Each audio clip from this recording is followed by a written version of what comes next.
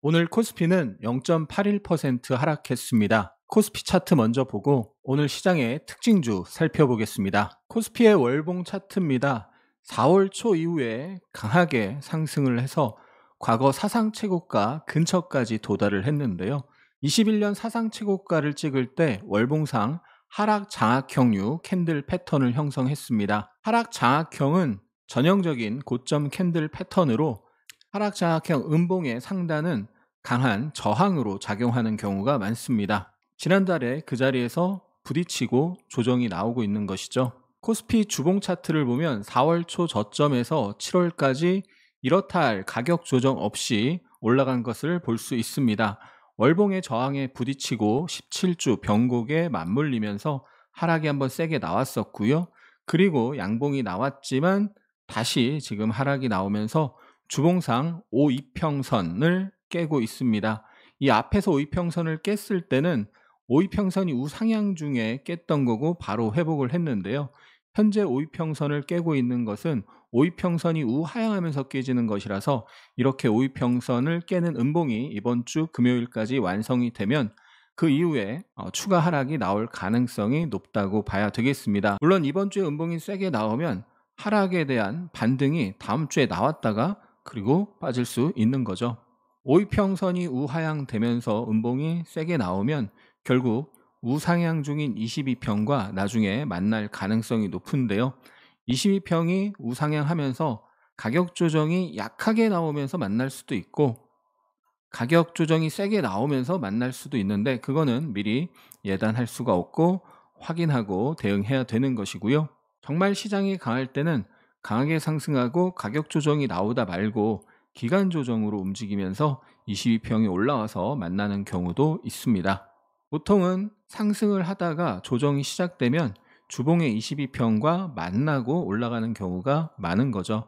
이렇게 주봉의 22평과 만나고 재차 상승하는 모습들을 볼 수가 있죠. 그래서 최악의 경우 20주 이동평균선이 우상향하면서 나중에 가격과 20주 이평선이 만날 수 있다라는 것이죠. 어제 영상에서도 설명드렸지만 어제 5일선과 11선, 21선을 한 방에 깨는 음봉이라서 안 좋은 음봉이었는데요. 또 안 좋았던 거는 이 앞에서는 20일 이평선이 우상향 중에 하향 이탈이었고 그래서 반등도 제법 세게 나왔는데요. 어제는 21선이 우하향으로 바뀌면서 하향 이탈한 거죠. 이제 21선이 완전히 우하향으로 바뀌었습니다. 단기 추세가 하락으로 바뀌었다는 이야기죠. 오늘 코스피 5분봉을 보면 장 초반 하락했다가 반등이 한번 세게 나왔는데 다시 또 하락하면서 약세로 마감했습니다. 이 반등이 세게 나왔던 자리가 어디냐면 이 앞에 갭이 있었는데요. 이 갭을 메우는 자리였었고 또 볼린저 밴드의 하단선이 겹쳐 있는 자리였습니다. 여러 가지 지지 근거가 있는 자리에서 장중에 반등이 나왔는데 반등이 이어지지 못하고 다시 밀리면서 끝났다. 매도세가 살아있는 상황이다라는 걸 알 수가 있습니다. 1차적으로 전저점 부근에서 지지 움직임 확인해야 되겠고요. 8월 초 강한 하락 대비 약한 반등 다시 하락하고 있는데 하락한 만큼 하락하는 기본 목표치로 내려오면 60일 이동평균선과 맞물리기 때문에 60일 이동평균선 부근에서 지지 움직임 확인해야 되겠습니다. 엔터 컨텐츠주가 오늘 강세를 보였습니다. 중국의 해외 드라마 규제 완화와 대통령의 K 컨텐츠 확산 전략 지시가 호재로 작용했습니다. 사마 네트워크스와 아센디오가 상한가를 기록했고 펜 엔터테인먼트가 25.94%, 스튜디오 드래곤이 8.94% 상승했습니다.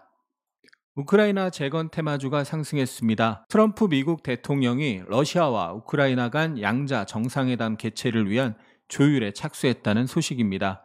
오늘 ENM이 13%, TIM이 9.73%, SY스틸텍이 5% 상승했습니다. 펄어비스가 7.8% 상승했습니다. 글로벌 게임쇼 게임스컴 2025 개막을 앞두고 대표작 붉은 사막이 어워드 후보에 올랐습니다. 크래프톤이 3분기 역대 최대 매출 달성 전망 소식에 4.79% 상승했습니다. 7월 자동차 수출이 전년 대비 8.8% 증가하며 2개월 연속 성장세를 이어갔다는 소식에 일부 자동차주의 상승세가 있었습니다. 코리아 FT 7.6%, 한온 시스템 5.4%, 기아 1.76% 상승했습니다.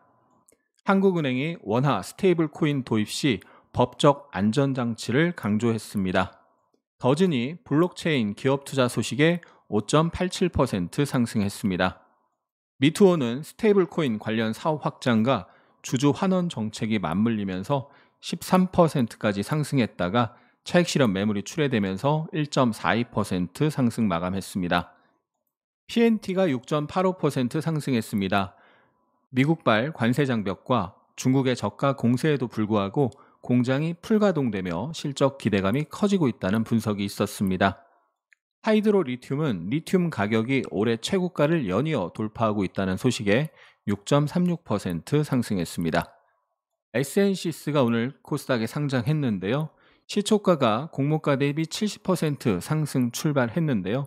94%까지 상승했다가 차익 매물이 출회되면서 50% 상승 마감했습니다. 스텐시스는 선박 해양 플랜트의 핵심 기자재인 배전반, 평형수 처리 시스템 등을 직접 개발 생산하는 업체입니다. 원전주가 하락세를 보였습니다. 한국수력 원자력이 체코 원자력 발전소 2기를 수주하는 과정에서 미국 원전기업 웨스팅하우스에 원전 한 기당 1조 원 이상을 챙길 수 있도록 하는 내용의 합의한 소식이 알려지면서 투자 심리가 위축되었습니다. 태웅이 11%, 두산 에너빌리티가 8.6% 하락했습니다. 조선 관련주가 약세를 보였습니다. HJ중공업이 11.78% 하락했습니다. 한미 조선업 협력 논의에 대해 중국 관영 매체가 반발한 것이 악재로 작용했습니다.